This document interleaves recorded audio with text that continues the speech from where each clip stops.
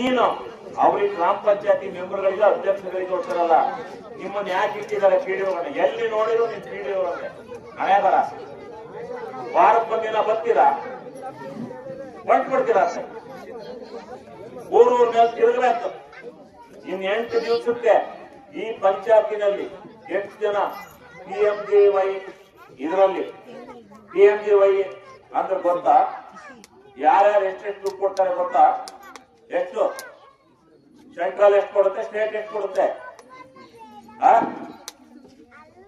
ನೀನ್ ಹೋಗಿ ಎಲ್ಲಾರ ದನ ಕಾಯಿ, ನಿನ್ಗೆ PDO ಕೆಲಸ, ನೀನ್ ಹೋಗಿ ದನ ಕಾಯಕ್ ಯಾಕೆ ನೀನು PDO ಅಂತ?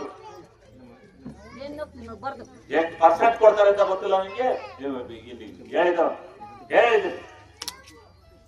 ಗಿರ್ತಿ ಅಲ್ಲ. 53,000 ಅವ್ರದ್ದು, 42,000 ನಮ್ದು.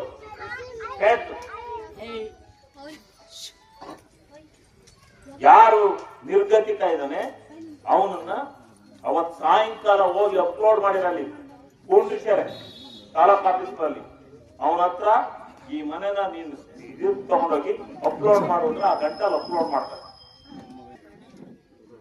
ಕರ್ನಾಟಕ ರಾಜ್ಯದ ಬಂದಿದ್ದಾರೆ.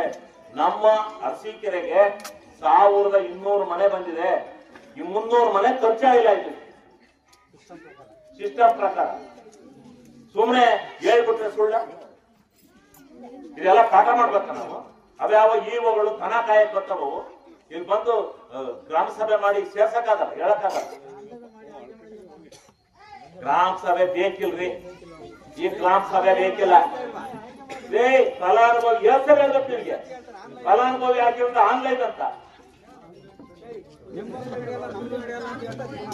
ಮತ್ತೆ ಅದೇ ಹೇಳ್ತೀರ. ಯಾವ ಗ್ರಾಮ ಸಭೆ ಬೇಡ, ಯಾವ ಮೆಂಬರು ಬೇಡ, ಯಾವ MLA ಬೇಡ. PDO ಬಂದು ನೀನ್ ಮನೆ ಇಲ್ಲ ಅಂತ ಅಂದ್ರೆ ಅವ್ರು ಅಪ್ಲೋಡ್ ಮಾಡಿದ್ರೆ ಮನೆ ಬರುತ್ತೆ. ಯಾವ ರೆಕಮೆಂಡ್ ಇಲ್ಲ ಪ್ರಭಾಕರಿಗೆ.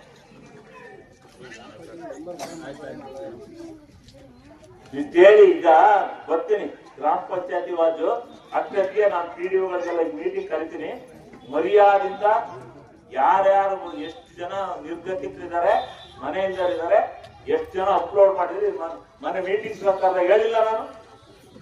ಏನ್ ಮಾಡ್ತಾ ಇದ್ದೀರಿ? ಮತ್ತೆ ನಿನ್ಗೆ ಎಷ್ಟು ಪರ್ಸೆಂಟೇಜ್ ಕೊಡ್ತಾರೆ, ಯಾವ ಗೌರ್ಮೆಂಟ್ ಅಂತೆಲ್ಲ ಗೊತ್ತಿಲ್ಲ. ನಿನ್ಗೇನ್ PMJY ಗೊತ್ತು?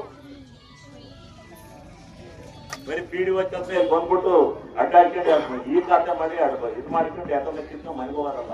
ಸ್ವಲ್ಪ ಗೌರವದಿಂದ ಬಾಳಿ